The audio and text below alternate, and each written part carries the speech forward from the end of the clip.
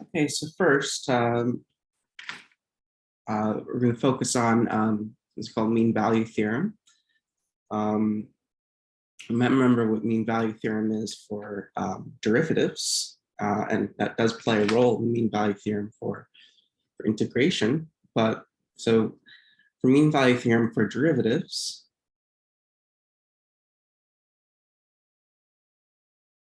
recall that if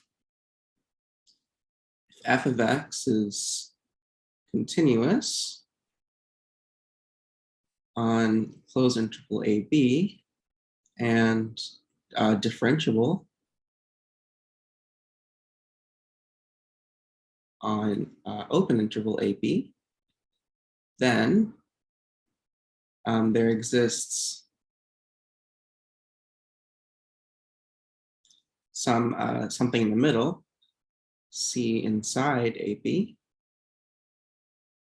where the slope of the tangent line at C is equal to the slope of the secant line. So this is slope of tangent, and this is slope of secant. So the picture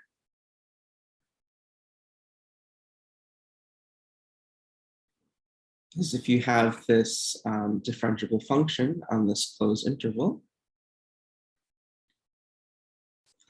and you look at the secant line,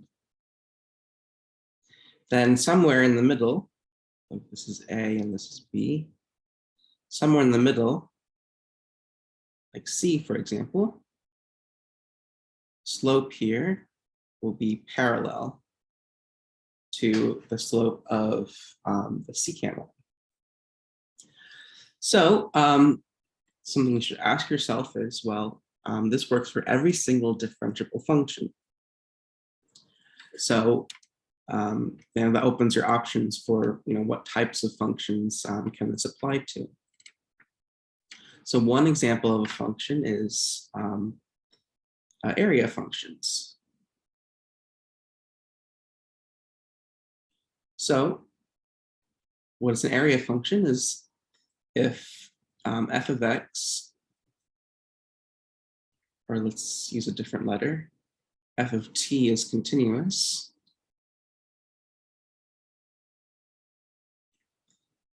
then the area function g of x equals the integral from a to x of f of t is continuous and differentiable.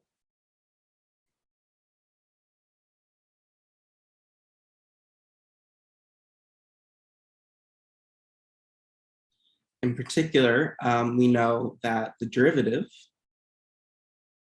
is equal to f of x by a fundamental theorem.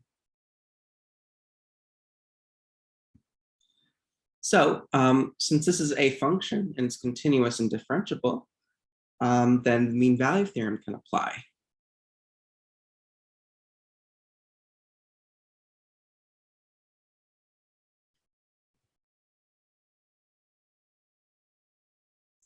So what does this mean? That there exists, a C. So let's give ourselves some letters. So on interval AB, where A is the same A as this one, there exists a C inside where G prime of C is equal to G of B minus G of A over B minus A. But what's G prime of C? Well, by fundamental theorem, this is f of C. Let's write this out, G of B minus G of A over B minus A. just to make it look easier, let's multiply both sides by b minus a. Now let's think about g of b minus g of a. So what's g of b?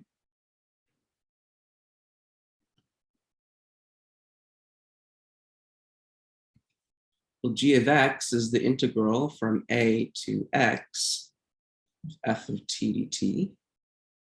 So if I plug in b, then it's integral from a to b of f of t dt.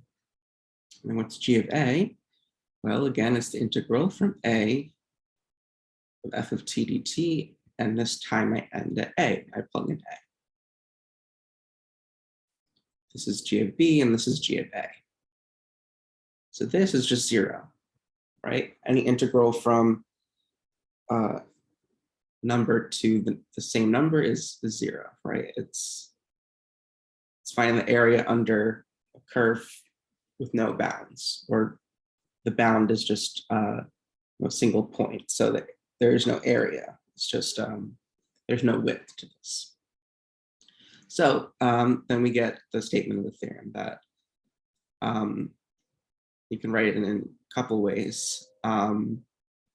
B minus a f of c is equal to the integral from a to b, and you can bring back x if you want to, f of x dx. I like this version better because I think it's more geometric, and I'll explain that in a bit. Or, and this is another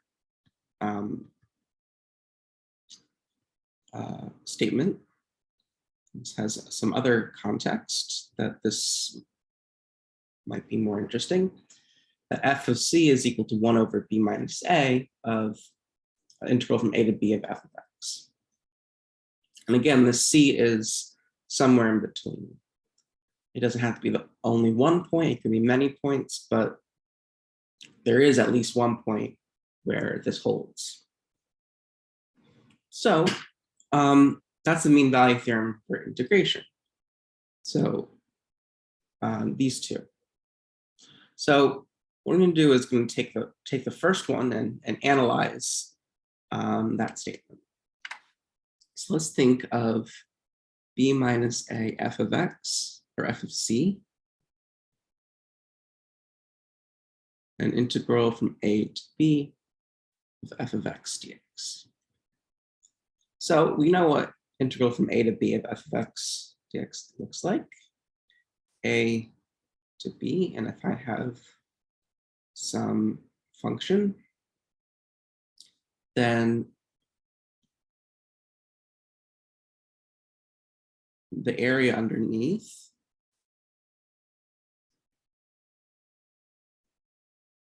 is integral from a to b of f of x dx. So let's find this magic point c. Maybe it's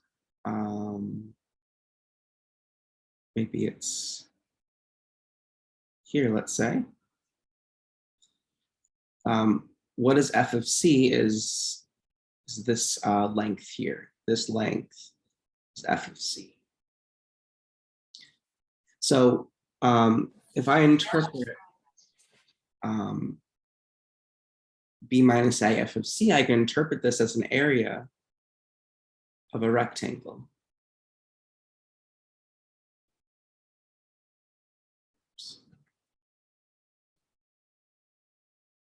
Where f of c is the height,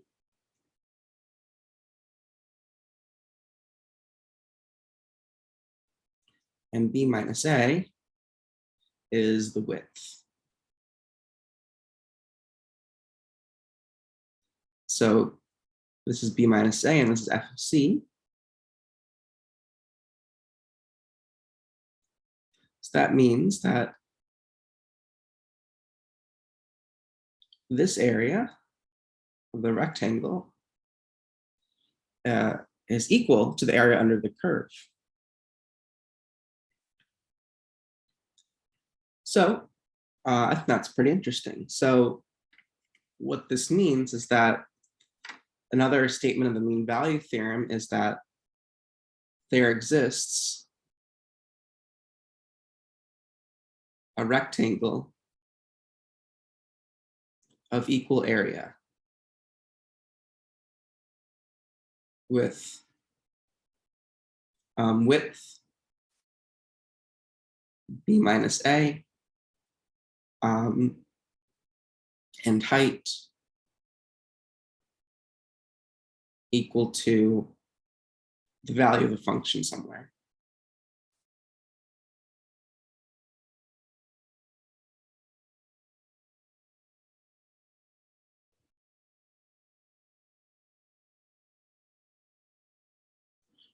So it's pretty interesting. We're turning,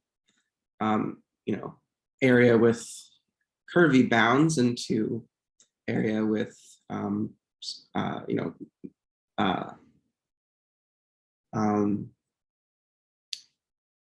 rectangles. So this, again, this area is b minus a f of c. So just to do an example to kind of get used to this.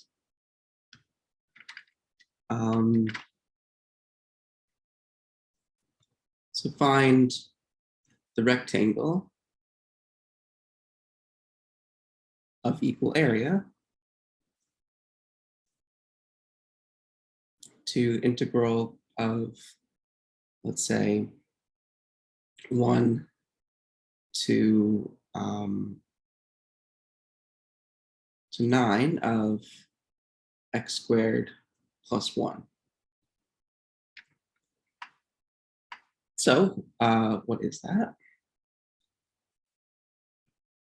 So x squared plus 1 has the shape here. So from 1 to 9, integral is the area under this curve. And what we want to find is what is the magic point in between, where this area of the rectangle is equal to the area under the curve. So to do that, so what does this mean? That means there is some f of c times b minus a, which is 9 minus 1, equal to integral from 1 to 9 of x squared plus 1 dx. So we can just solve that. So what is this integral? It's x cubed over 3 plus x from 1 to 9. Okay, let's see, what is 9 cubed?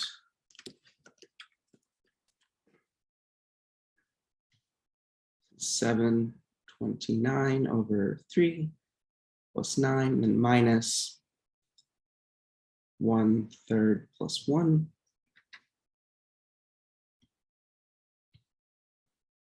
I should have chose 9 to start. So what is this? 728 over 3 plus 8. Okay, so then solving for f of c is equal to, let's see, 7. So 728 is divisible. Is that divisible by 8? Unfortunately not. 728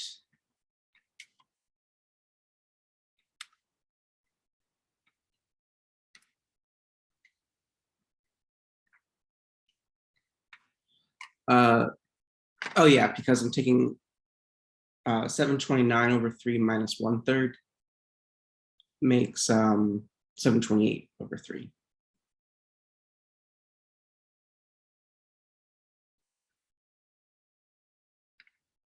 Yeah.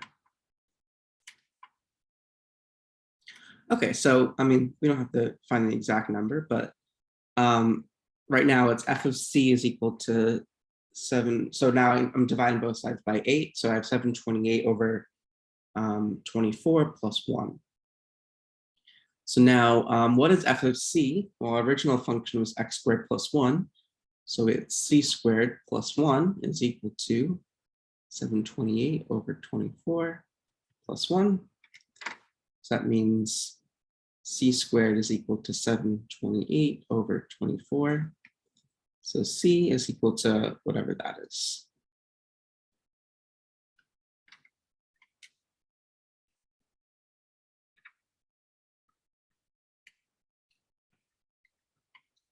Seven 28 over 4.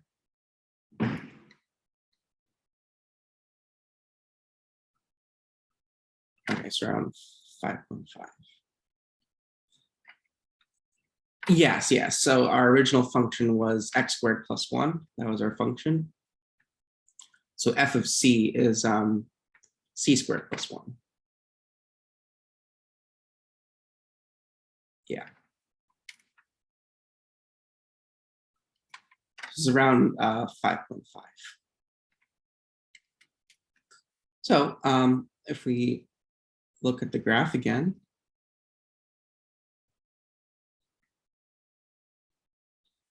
and let's say 5.5 is around here.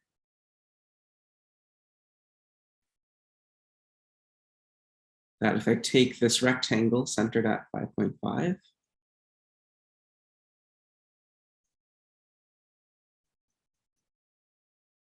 this area of rectangle will equal the area under the curve.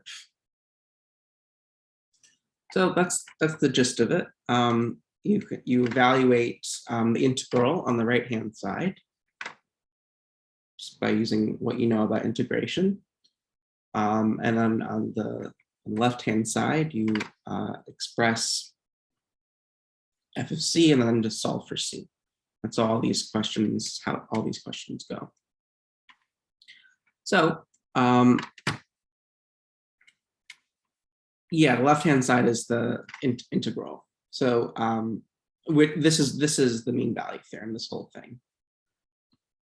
This whole thing is the mean value theorem.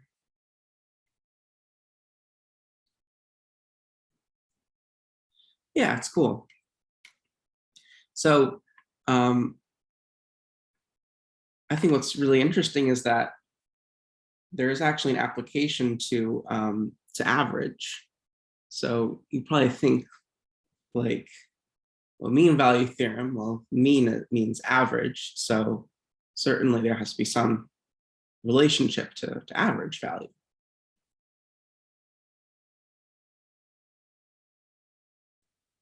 Something very interesting. It's really talking about the average value. So we'll do the proof and see kind of how fascinating it is.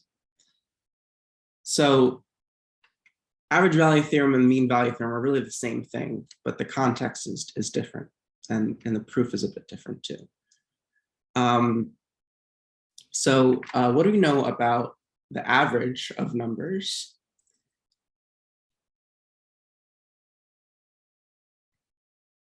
So if you ever calculate your grade, this is probably what you're doing every time. So if you have, let's say y1,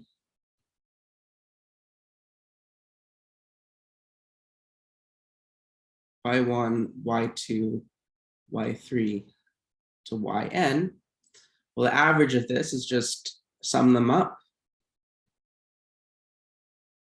and divide by the number of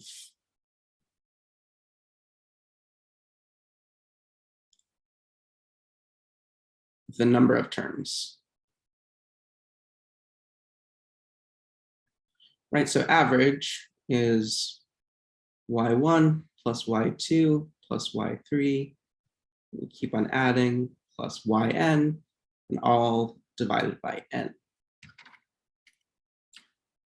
So the question you might be asking is, well, can you think about the average of an infinite number of numbers?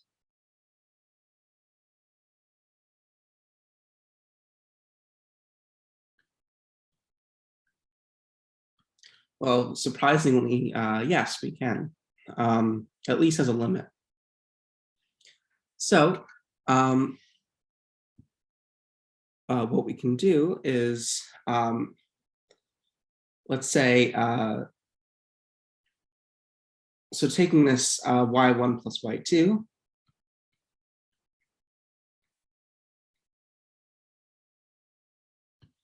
and well, I won't say a random, it's not like a random set of infinite numbers. Let's say, let's give more context. Let's not be so abstract. So let's say we have a function, let f of x be a function on an interval a, b. So it's not a random list of infinite numbers, but specifically values of a function. Say this is the function. So of all these y values, we have all these y values, it makes sense that there could be an average value. Right, so maybe like thinking of this value in between, this could be the average value.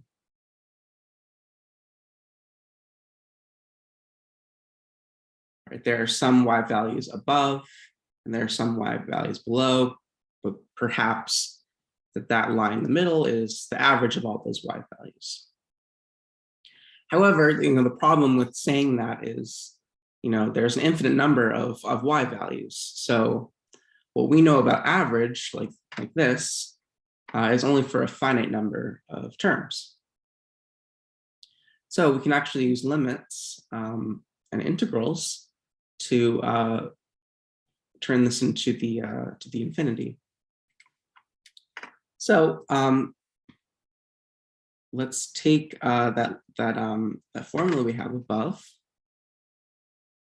y1 plus y2 plus yn over n. So if we're in the context of integration, we recall that delta x, our differential of x, is, well, for a finite number, not differential, but for finite approximation of the area, we use delta x equals b minus a over n. So that means that n is equal to b minus a over delta x. So I have y1 plus y2. So this is really saying if I take a finite number of terms here and find the average of the finite number of these terms, it would be b minus a over delta x. So this is, right now, what is this?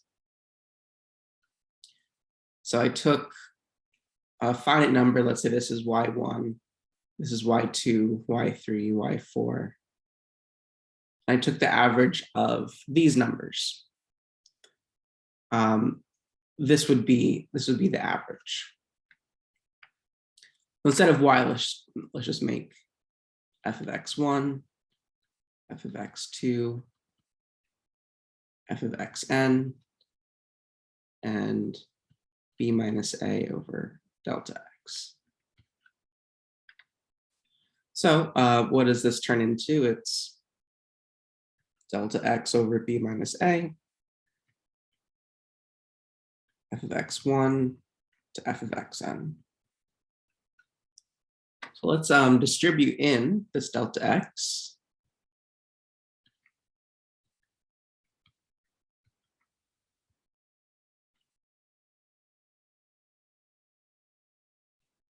So this should look familiar. So it will look more familiar if we use sigma notation. So this is the sum from I equals 1 to n of f of xi delta x.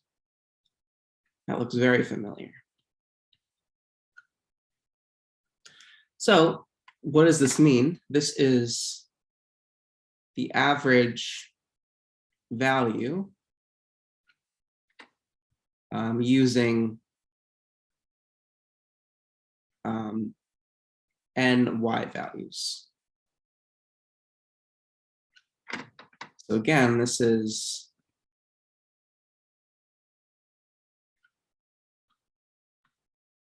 I took this value, this value, this value, this value, this value.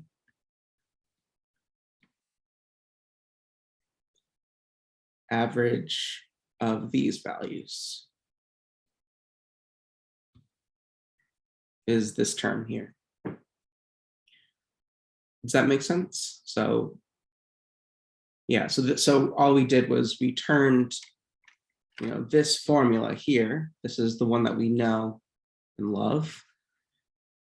We turn that into this, which this looks a lot more familiar. So what we're going to do is, well, intuitively, the average value of the whole function should be the limit, right? The limit as n goes to infinity.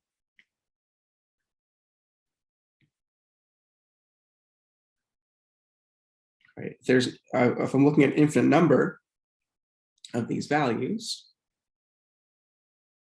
that would be every single y value. It's an infinite number of values, and certainly I would need limits to talk about that infinite number. So this is a constant term with no n values.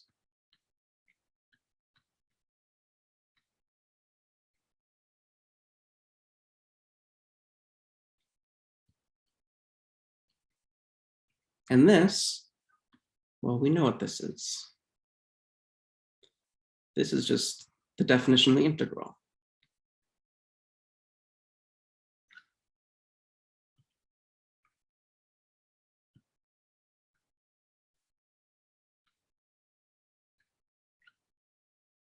So, and that looks very familiar too. So this means that average value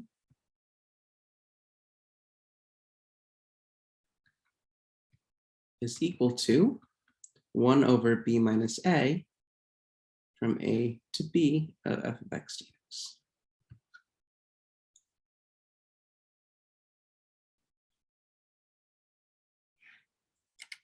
All of this was average value of using n terms. And intuition is that if I take that number of terms and I take a limit to infinity, that should give you the average value of every single term. And doing that is an integral, right? If I take this limit of sums to infinity, that is an integral. So, but we know what this is exactly mean value theorem, right? This average value is precisely equal to this f of c value that we had in mean value theorem, right? If I multiply both sides by b minus a, I would get the mean value theorem. But if I leave it as 1 over b minus a, it is average value theorem. So again, just looking at a picture, if I take this x squared plus 1, and I am integrating from 1, or if I'm looking from 1 to 9, that what is the average value? That means of all of these y values, there's some place in between that is the average value.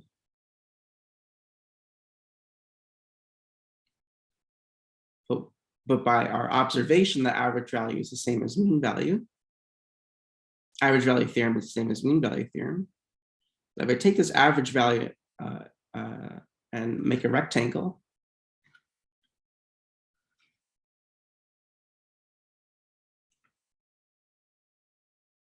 the area of this rectangle, whose y value is the average value, will equal the area under the curve. So that's it. So average value is the same as mean value. So, and we have two different approaches, right? One using this mean value theorem that we've been talking about derivatives and looking at area functions, and the other as literally average, and they coincide. Yeah, the nice thing is that both approaches are exactly the same. So the average value and mean value, yeah, so the context is different. So yeah, so the sum is, again, the sum is in, I'm summing up the y values, and I'm like dividing by n, right? But n is just delta x, or b minus a over delta x, and that's how these terms come in the dividing by n. That's how that term comes about, right? So this is the sum of y's, and the delta x b minus a is n. So that's kind of like you're summing up, yeah, the parts. So yeah, which I think is interesting. It's interesting, at least it's interesting that there's this connection kind of between the two, that the area under the curve is related to the average value, which is, I still think that's very surprising and hard to believe too. So one kind of an intuitive proof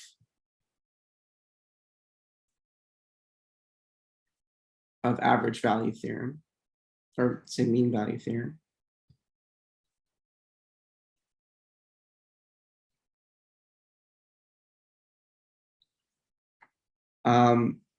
is, let's say, let f of x be continuous. So let's look at a function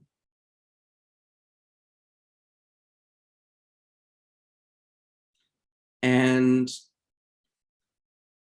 so if I have a continuous function on a closed interval, do you remember what we can say about continuous functions on a closed interval? It's okay. Then there exists a max and min.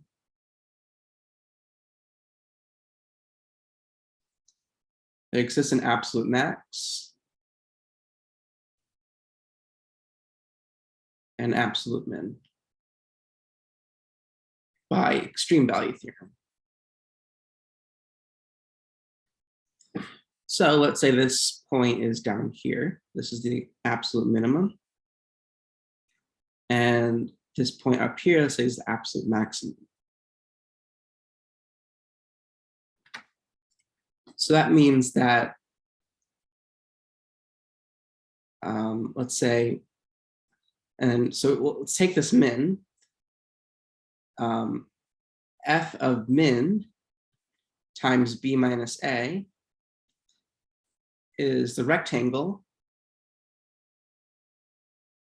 of minimal area with width b minus a. So if I fix b minus a, then the minimum rectangle would just be the smallest height rectangle. That makes sense, right? The minimum area rectangle should be the rectangle of minimal height. From fixing b minus a, then the smallest such of rectangles would be the minimal height. So now let's do the same and say for the max, f of max b minus a. Yeah, this is area under the curve. So yeah, the claim is, yeah, we'll see how this relates. So f of max b minus a is rectangle of maximal area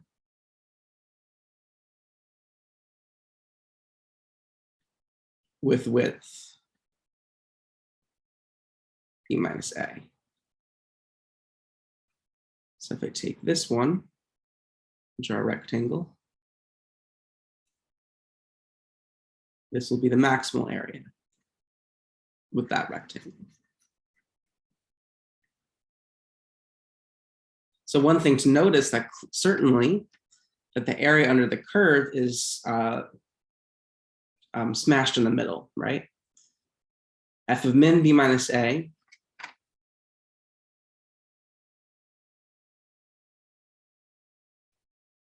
is in between the area under the curve and the max. Understandable, right? Certainly the minimum is completely less than the area under the curve. And f of max b minus a is certainly more than the area under the curve.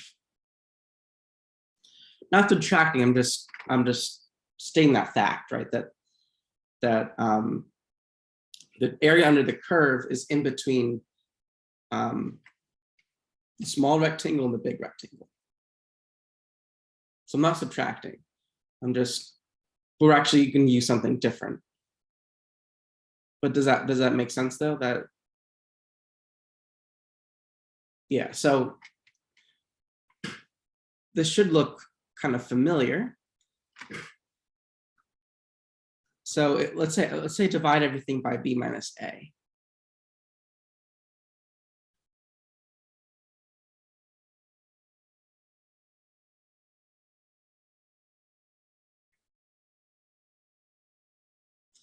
So f of min is less than 1 over b minus a to b of f of x dx is less than f of max. Okay, but f is continuous.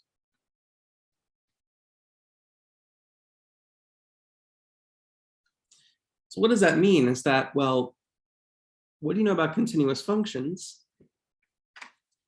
If you have a value here and a value here, that means, and if this function is continuous, that means that there must, for every value in between, there must be a point that hits it.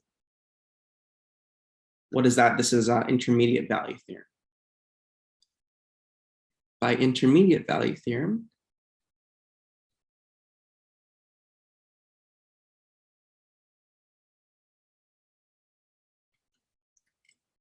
there must exist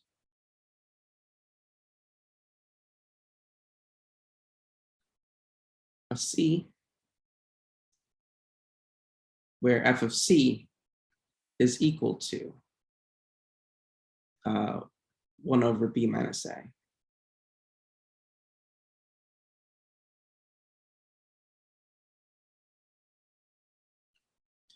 So what is the function really? I'm looking at, so of all these rectangles, of all rectangles I can draw, since I have a minimum that's clearly below the curve and a maximum that's clearly above the curve, by intermediate value theorem, this is pretty much saying that there should be a point in between, there should be a rectangle in between that has to equal the area under the curve.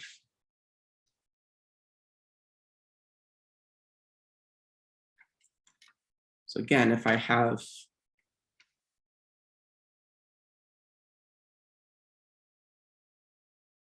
my rectangle below the area of the curve and my rectangle above the area of the curve, there should exist a f of c b minus a that's precisely equal to this value here by intermediate value theorem. Yeah, so this one didn't really require, didn't require derivatives, right? this first proof we did required mean value theorem of derivatives, and the second one required integration.